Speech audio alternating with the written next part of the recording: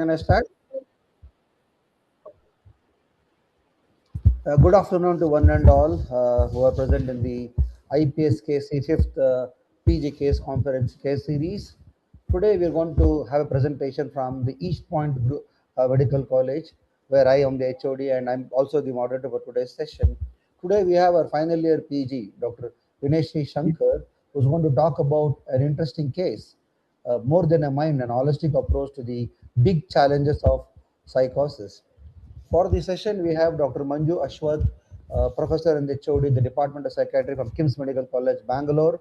Ma'am, we are honored to have you as our chairperson for today. With your permission, I can tell my PG to start the Yeah. presentation, ma'am. Yeah. Thank you, Dr. Gurraj.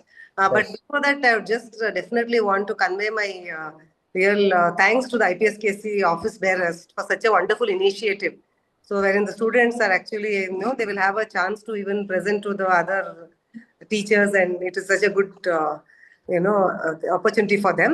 And definitely, I want to thank you for actually giving me, this time where I can be a chairperson for this wonderful case conference. Pleasure is ours, ma'am. As ma'am insisted, like a typical like in the exam you have in your future few months, the presenter will present all the till the diagnosis. We will not stop her till she finishes the diagnosis formulation and come to a diagnosis. We would encourage all the participants to post a lot of questions, ask the presenter a lot of questions which are pertinent to the exams, to the presentation, and of course, ma'am, to take care of the further challenges and proceedings. Yes, Dr. Vinesh, you can make a presentation now. Okay. Uh, am I audible? Yes, you are on. Yes, you are audible. Good afternoon, everyone. I'm Dr. Vineshri. I'm a third year junior resident from East Point College. I will be presenting a case of More Than a Mind, a holistic approach to the big challenges of psychosis. My moderator for the session is Dr. Gururaj GP sir, and chairperson is Dr. Manju Ashwath ma'am. To begin with, Mrs. S is a 40-year-old female from Rampura who has studied till 9th standard, married, is a homemaker belonging to a Hindu nuclear rural family of lower socioeconomic background. Informants are Mr. B, her husband, and Mrs. A, her mother. Information provided by the informant is reliable and adequate to make a diagnosis. She came with chief complaints of suspiciousness, hearing of voices in isolation, and disturbed sleep since 12 years, which has worsened since 2 months. The course of illnesses, the duration of illness is of 12 years, which was insidious in onset, gradual in progression, and continuous in nature, with episodic exacerbation due to drug default and other precipitating factors. History of presenting illness. Patient was apparently maintaining well, taking care of self and family members about 12 years ago at the age of 28 years when she had a verbal altercation with her neighbor, which started over a light bulb being kept on but went on to have fights over various other reasons. In one such fight, patient reports of having used harsh words towards her neighbor's Mrs. X, elderly mother, and since then they have stopped talking to each other. A few months later, patient started reporting of being suspicious of her neighbor, that they could be plotting against her, that they are probably spreading rumors about her, which was not believed by her family members and which was not true.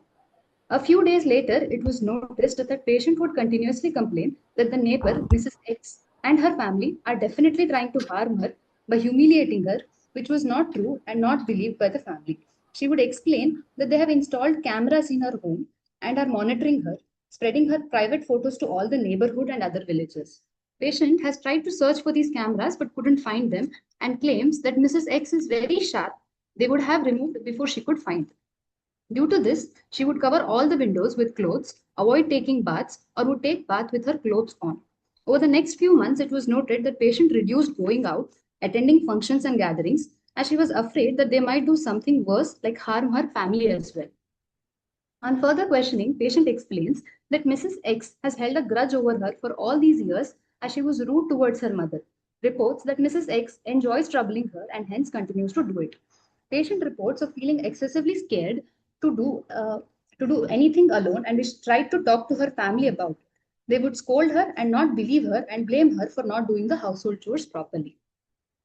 Over the next 2 to 3 months, patient reports of hearing of voices of her neighbors when she was wide awake, which was not heard by others, coming from outside her house, 2 to 3 voices, both male and female voices, talking in derogatory manner about her, in Kannada, discussing amongst themselves, saying things like she is a bad woman, she is characterless, she is having an affair, etc. Initially, they were present for only 1 to 2 times per day, but over a period of time, they've started being present the most duration of the day.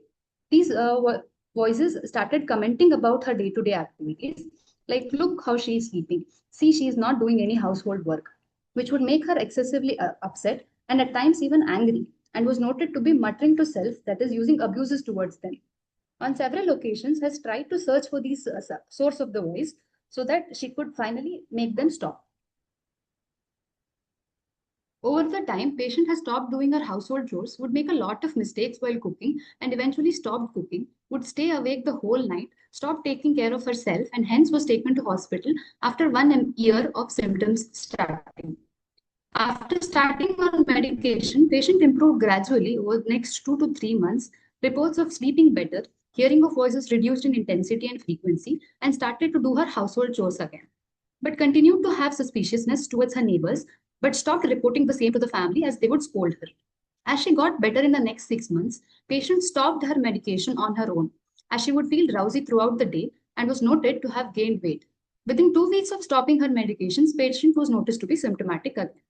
Attenders report that this has been her pattern since the last 10 years, where she would get slightly better on medication and within a few months would stop due to various reasons like weight gain, feeling excessively drowsy, or due to medical illness like recurrent lower respiratory tract infection, or at times even due to husband not bringing her medications or for her follow-ups, or due to cost of medications. And also one particular incident where husband had MI, following which she had discontinued. Attender reports that due to her suspiciousness, they have changed about 10 houses in the last 12 years. Patient explains that every time they changed houses, her old neighbors would come and instigate her new neighbors against her, even before she got a chance to talk to them. Patient believes that they show her private pictures to her relatives and family members, family friends, to humiliate her. During one such event in 2024, patient fought with her relative as she wanted them to show their phone to her, as she believed her and her daughter's photos were shared. As the relatives refused, patient got extremely worried and upset and allegedly consumed 7 to 8 tablets of clonazepam 0.5 mg in presence of family members in daytime immediately after coming back to home from relative's house, and later informed her husband regarding the same and was brought to hospital. Remorse of the act was present. Patient was treated for the same in IP care settings for the next 2 weeks, and her medications were then changed. The treatment, which will be discussed in treatment history. Uh, Patient reports of feeling excessively low due to the voices being derogatory towards her, and would always feel as to why this is happening with her, and it would be better to die instead of going through this torture. It is noted that patient to be having these thoughts about ending her life every time her symptoms worsen, and hence would require IP care. About 6 months ago, patient's attender noticed patient to be having slurring of speech, reduced blinking, and holding neck in a particular position, following which medications were discontinued again on their own and became symptomatic within 1 week, but was brought to hospital after 2 months of worsening of symptoms. She came this time with complaints of suspiciousness towards her neighbor, hearing of voices in isolation, sleep disturbance, wherein patient's normal sleeping pattern was sleeping from 11 p.m. to 6 a.m. uninterrupted, but would now complain of difficulty initiating sleep, maintaining sleep, and reinitiating sleep since last 2 months, with thoughts of wanting to harm her persecutors. On 2 to 3 occasions, patient left the home at middle of night in search of the voices to find them and kill them. Reports that it would be better to kill them and go to jail instead of suffering due to them, and hence was admitted. Negative history: no history of thought, actions, emotions being controlled, no history of seeing of images, touch, abnormal smell in the absence of stimuli, no history of thoughts being withdrawn, inserted, being known to others, no history of posturing, staring, or mutism, no history of reduced emotional response, reduced talk, no history of loss of interest, fatigue, no history of increased activity, overdressing, overfamiliarity, no history of heart beating fast, sweating, tremulousness with impending doom, no history of hypertension and dyslipidemia, no history of head injury, fever, and seizures. Treatment history: patient was treated with adequate trial of amisulpride and flupentixol depot, had partial response but discontinued medication due to weight gain and amenorrhea. Followed by then she was treated for she was given aripiprazole, flupentixol, and plenfluridol combination had very good response to this combination, but there was drug default because penfluridol was difficult to procure and cost was a factor for them. And during the same medication, husband had MI and patient had to discontinue the medication. Then followed by risperidone and flupentixol, had good response but developed slurring of speech, reduced blink rate, and other extrapyramidal symptoms. And she discontinued because it led to slowness in activity for doing household chores. She has required total 3 IP care in the last 4 years due to suicidal ideations and drug-induced extrapyramidal symptoms and worsening of her underlying psychotic symptoms. Medical and surgical history, recurrent lower respiratory tract infections, hysterectomy done 3 years ago due to query fibroids, type 2 diabetes mellitus diagnosed 1 year ago and on medication, obesity grade 3. Sorry, actually obesity is morbid obesity. There is no significant past history. Family history, she is second born among 2 children. Breadwinner and decision maker is husband. Medical history of stroke in father is present. Psychiatric history of psychosis in second degree relative. And death by suicide in grandfather secondary to query psychosis. Knowledge, attitude, and practice of caregiver. There is high expressed emotions of critical commenting and hostility by husband and mother towards the patient. Personal history, birth history, normal vaginal delivery at 9 months, immunized for age, no developmental delay. Education studied till 9th standard, was average at studies and discontinued as she was not interested to study further. Occupation has been a homemaker. Menstrual cycles were irregular, but after hysterectomy, his hysterectomy was done for fibroids. Marital history, non-consanguineous marriage arranged by elders with mutual consent, married for now almost more than 15 years. Pre-morbid personality, social relationship, she's attached to family members, she's a follower at work, makes relationships easily and maintains them. Intellectual activities and hobbies, likes watching TV serials. Mood was bright and cheerful. Character, attitude towards works and responsibility, gets worried by responsibility, makes decisions with difficulty, but is flexible and adaptable. Interpersonal relationships, self is confident, sensitive to criticism, emotionally controlled and adaptable, energetic, no fantasy life, no habits. I have taken it to be premorbidly well adjusted. General physical examination, during admission, her BP was 130 by 80 mmHg, pulse was 80 beats per minute, SpO2 was 98% at room air, respiratory rate was 66 cycles per minute, GRBS was 94 mg per dl, BMI was 44.4, which is suggestive of morbidly obese. There was no pallor, no icterus, no cyanosis, no clubbing, no lymphadenopathy, no edema. Birthmark was more over the left, one second, I'm not able to. Mole over dorsal aspect of left forearm near L. Systemic examination, there was no abnormality detected. Mental status examination, general appearance and behavior, patient is conscious, alert, well-kept, moderately built and obese, sitting at the edge of the chair during the interview, who was able to make eye-to-eye contact, which was sustained with tensed facial expression, who was cooperative towards examiner, TRAPO established without difficulty, with no abnormal involuntary movements, with hallucinatory behavior present of muttering to self, no features suggestive of catatonia. Psychomotor activity was normal. Speech was normal, spontaneous, normal reaction time, normal tone, normal volume, relevant and coherent. Speech sample, Independence Day was given, and she said that namge swatantra bandirodu August 15th ಗೆ ಅದಕ್ಕೆ celebrate ಮಾಡೋದು. ಅವತ್ತು white uniform ಹಾಕೊಂಡು ಸ್ಕೂಲ್ಗೆ ಹೋಗ್ತಾ ಇದ್ವಿ. ಸ್ಕೂಲಲ್ಲಿ March past dance ಎಲ್ಲ ಮಾಡ್ತಿದ್ವಿ, ಚಾಕ್ಲೇಟ್ ಕೂಡ ಕೊಡ್ತಿದ್ರು, ಎಲ್ಲರೂ ರಾಷ್ಟ್ರಗೀತೆ ಹಾಡ್ತಾ ಇದ್ವಿ. No stream and form as per the speech sample. No possession as well. In thought content, patient firmly believes that her neighbor, Mrs. X, is trying to harm her and humiliate her by spreading rumors about her to villagers, which is not true and not believed by her family members. Patient believes that her neighbors have installed cameras in her house and hence are able to send her private photos to her relatives and villagers. She explains that I have tried to search for the cameras on many times but could not find them as Mrs. X removes them even before I get to them, due to which she is avoiding to take bath or takes bath with clothes on, keeps all her windows covered with clothes, gets scolded by family members for doing the same. On further questioning, explains that due to an old fight, her previous neighbor, Mrs. X, is holding a grudge against her as she was rude to her elderly mother, claims that Mrs. X will follow me no matter where I go. She will come there and instigate people against me and will find some or the other way to humiliate me. Patient has changed her house almost 12 times in the last 10 years, but says that Mrs. X continues to follow her. Patient reports of feeling extremely upset and at times frustrated as to why this was happening to her and how neither her family believes her nor the neighbors stopped from torturing her. I have taken this as a false fixed belief, keeping out of socio-cultural norm of personal significance to the patient and is of morbid origin. I take it as delusion of persecution, which is secondary, single system, well systematized, elaborative, non-bizarre, mood congruent, active, and acting on. The next thing, patient firmly believes that people around her, especially her neighbors and even strangers, are making fun of her, are talking ill about her as they have all seen her photos, which is not true and not believed by the family members.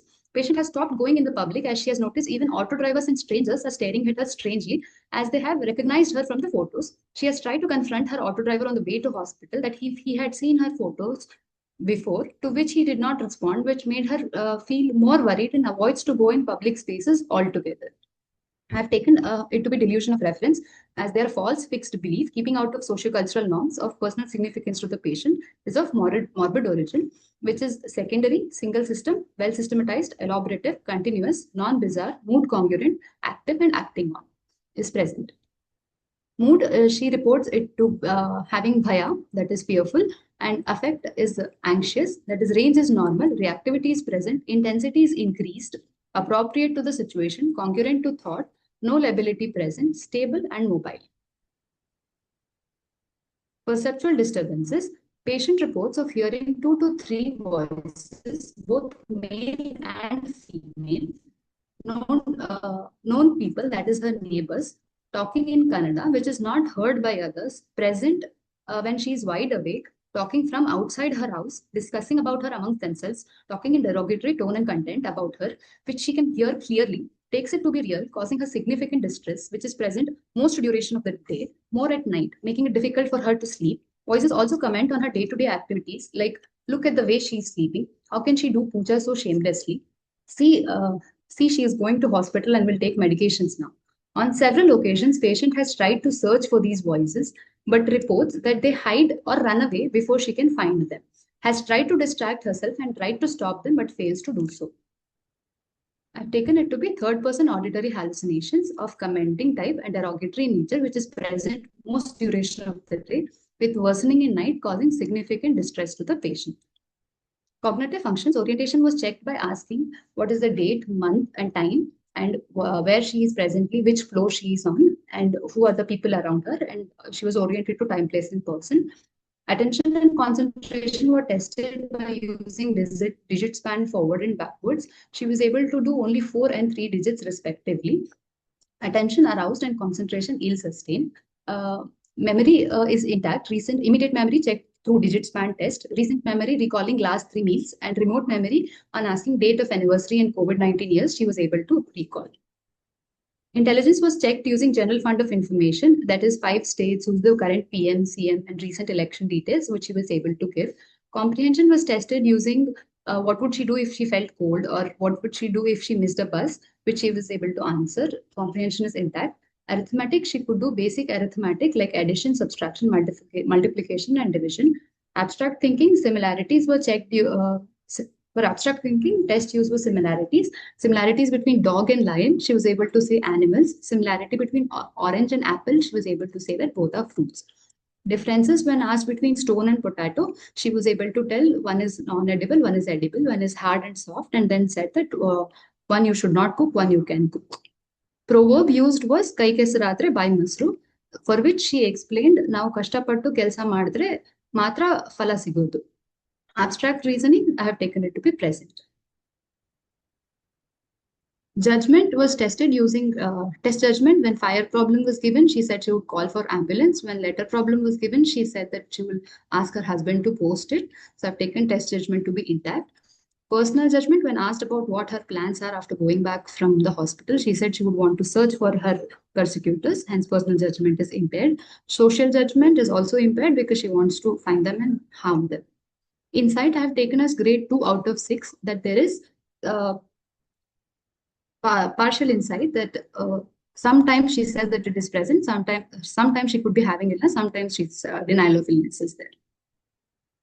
Diagnostic formulation, 40-year-old female, Mrs. S, homemaker, belonging to Hindu rural family, with surgical and medical history of hysterectomy done 3 years ago due to fibroid, type 2 diabetes mellitus since 1 year, family history of psychosis and death by suicide in second degree relatives with stroke in first degree relative, and high expressed emotions from the family in form of criticality and hostility, with duration of illness of 12 years, diagnosed and treated since 11 years, which was insidious in onset, continuous in course with episodic exacerbation due to drug default, with treatment history of 3 IP care, with adequate trial and good response to combination of amisulpride and flupentixol, combination of aripiprazole and flupentixol penfluridol, and combination of risperidone and flupentixol, with poor compliance to medication due to side effects of weight gain, sedation, EPS, with history of DSH attempt, very impulsive type, 2 years ago due to delusions of persecution, was brought with complaints of persistent third-person auditory hallucinations of commenting type and illusions of persecution with moderate biosociooccupational dysfunction since 2 months. GBE, BMI, morbid obesity, systemic examination is within normal limit. MSc, she was conscious, alert, hallucinatory behavior was present with muttering to self, checking doors, thought, delusion of persecution, delusion of reference present, mood was worried, affect was anxious, perception, third person auditory hallucination of commenting type, running commentary type. Cognitive functions were grossly within normal limits, with concentration ill sustained, insight of grade 2 and personal and social judgment impaired. Diagnosis as per ICD-10, that is axis 1 is schizophrenia, paranoid, continuous course, type 2 diabetes mellitus, morbid obesity. Axis 2 is moderate dysfunction, and axis 3 is family history of psychosis and death by suicide in the family and high expressed emotions present. Can I go ahead, sir? Yes, ma'am. Yes, Dr. Gurraj. Yeah, shall we continue further, or shall we wait for the audience to ask any questions? For the audience. So before that, I would want to just tell a very good, crisp presentation by Vineshri. Excellent, Vineshri. Just before we start getting questions in the chat box, maybe I'll just need a few clarifications. I just wanted to know, this is a 12-year history. So from when is the time you have seen this patient? Since the last 4, I have seen since 2 years, ma'am, but she's been showing in our hospital since 3.5 years or so. So you've got records from 3.5 years. Previous to that, yes, from the history. Previous, it's not available on treatment history. So in this 12 years, have you got a history where anytime she has reached premorbid levels?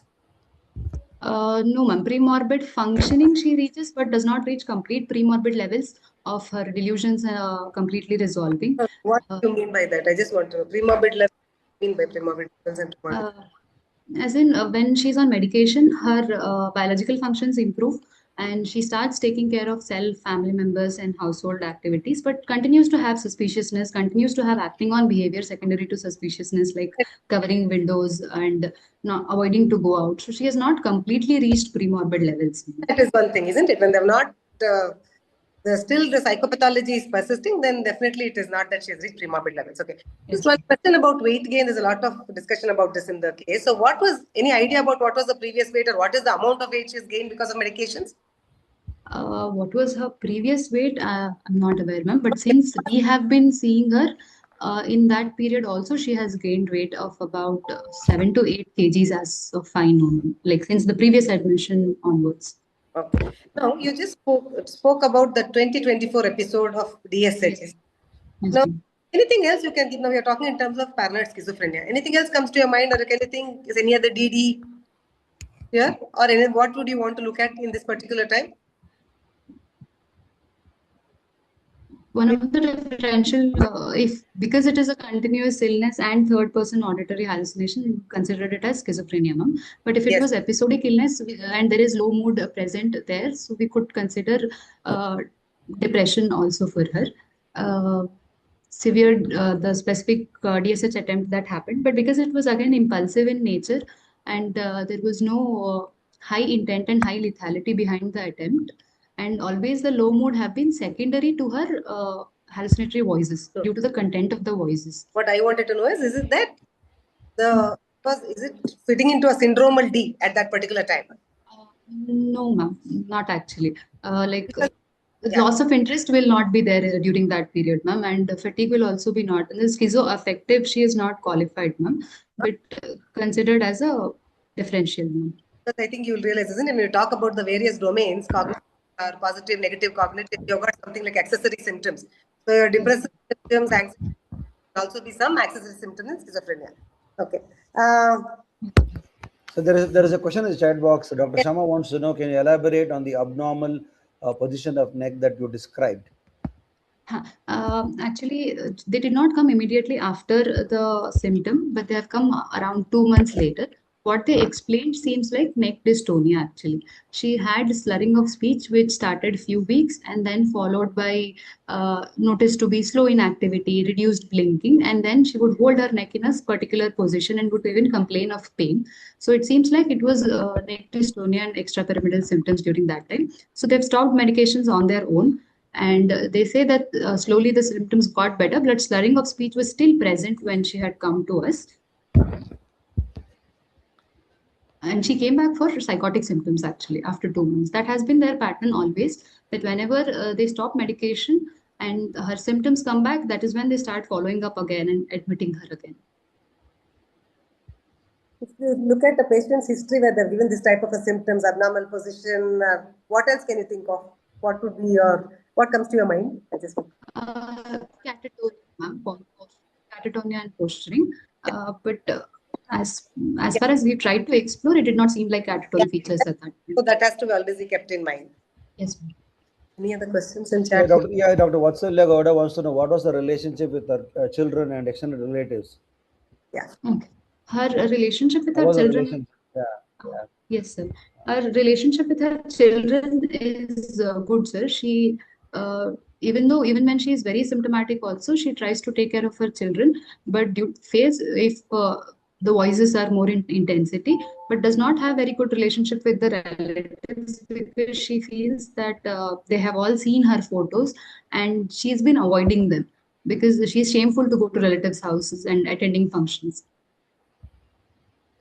Yeah, Dr. Vinesh, the other thing I just wanted to add on is now you explained about delusion so beautifully. At the end of it, you summarized and you explained about how a delusion should be, especially when you spoke about the various aspects.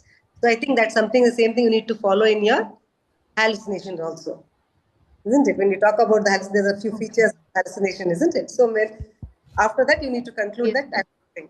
So the reason why I asked you about the depression was mainly, again, the voices are also derogatory, putting her down, talking, so all that. So that's why I thought that also could be kept in. Yeah. I think we can. Yeah, I mean, I think I don't know, he's not mentioned his name. Was morning cortisol level checked with an endocrinology reference taken? But for the same, they're asking about it. I don't believe we got any cortisol level check, sir, or madam. We didn't take any endocrine reference, isn't it, Vineshri? I don't believe you have taken it, right?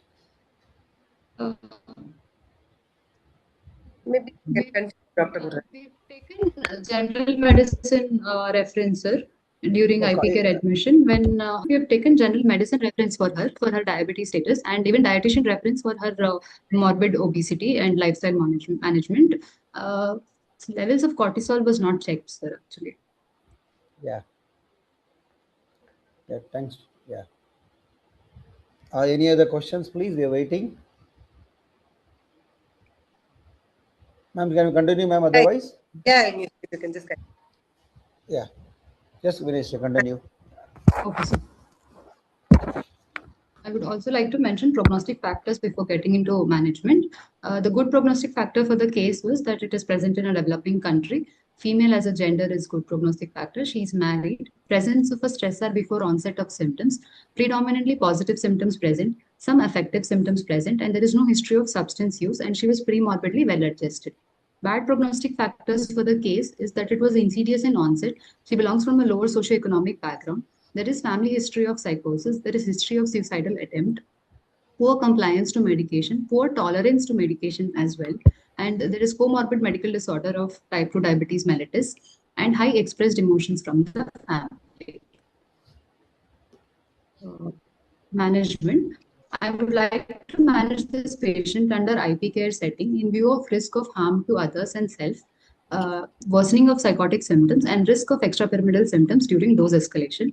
As patient has capacity and is willing for IP care, I would like to admit her under Section 86 of MHCA. My focus would be to focus on acute symptom exacerbation and later work on relapse prevention and drug compliance and adherence issues. I would like to begin by checking vitals, detailed general physical examination, that is BMI and waist circumference for baseline, and systemic examination and history clarification. I would also like to send for routine investigations like complete blood count with peripheral smear, LFT, RFT, liver function test, renal function test, fasting blood sugar, postprandial blood sugar, HbA1c, lipid profile, thyroid profile, serum electrolytes, urine routine, and ECG. I would like to apply scales like PANASYS and AIM scales for baseline. As patient currently has high risk of harm to self and others with active psychotic symptoms and poor tolerance to oral medication, I would like to consider modified ECT for acute management and plan to give up to 6 to 8 sessions and gauge for response during the same. We would also like to during ECT, I would also like to start her on tablet lurasidone with 20 mg and up titrate slightly to slowly to optimal doses of 120 mg to 80 to 120 mg while watching for side effects based on the response. I would also like to supplement with benzodiazepine like clonazepam 0.5 mg for sleep disturbance and anxiety symptoms. Thereafter, response to antipsychotics will be gauged using PANASYS scale and serial MSCs. I would like to assess expressed emotions using Camberwell interview scale. I would like to liaison with medicine and anesthesia team for fitness for modified ECT, medicine department for again type 2 diabetes mellitus management, and dietitian's reference for diet modifications. Non-pharmacologically, I would like to begin with psychoeducating the patient's family regarding the nature of illness, course, symptoms of illness, and need for adherence to treatment and available treatment options. I would also like to add family therapy to address the high expressed emotions and explain to them about the importance of knowledge, attitude, and practices of the caregiver. As response starts, I would like to work on insight facilitation for the patient and psychoeducate regarding the lifestyle and diet modification. Long term, in view of poor compliance to medication and multiple drug defaults, I would like to evaluate her for factors of poor compliance and address accordingly and plan for depot injection flupenthixol 20 mg as she had previously had good response to the same with constant monitoring for extrapyramidal side effects and metabolic profile.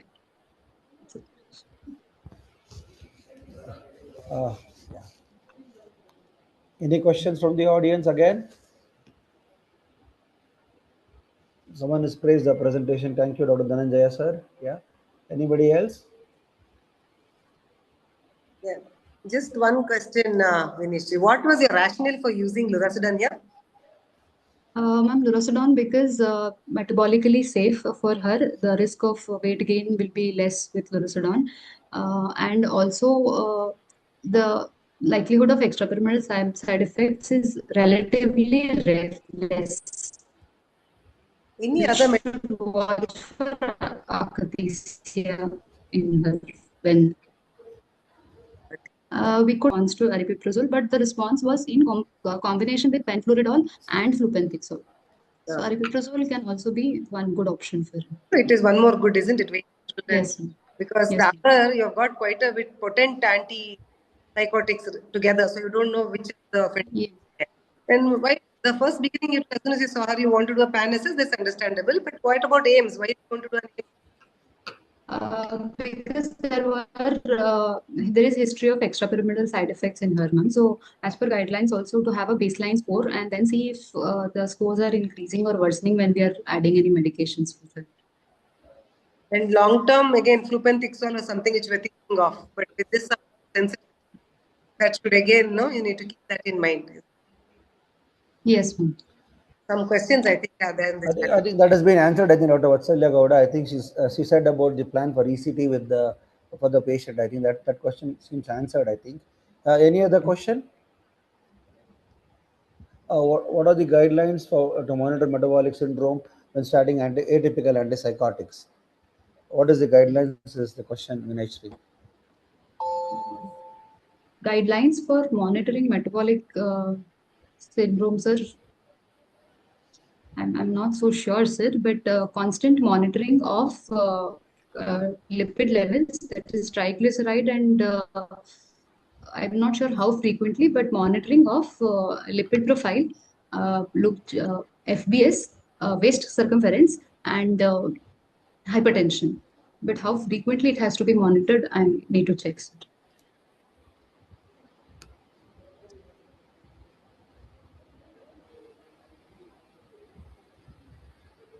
Any other question? Any talk other question? Yeah, that yes, ma'am. the reference and all, and more so in especially in our patients, lifestyle modification. No, that's something we Yes. definitely need to keep in mind and work on that, especially Yes.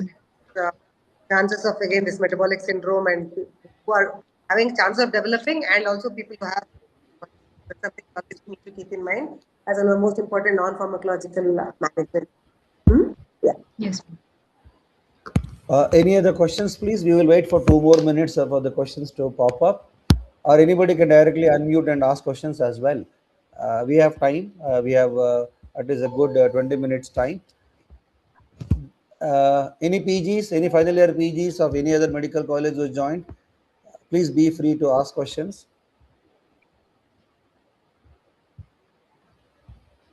I can see 41 participants. I'm not able to see all their names though, but I think please be free to ask questions. It will benefit others as well.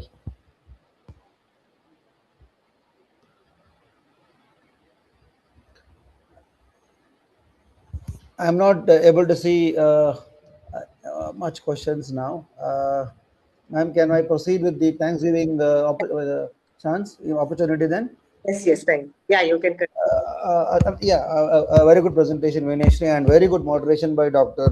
Manju Ashwath, madam. It is very, very nice, and the way you ask questions, I'm sure it will benefit all the PGs who are listening to the program as well, and well answered, Vineshri, as well.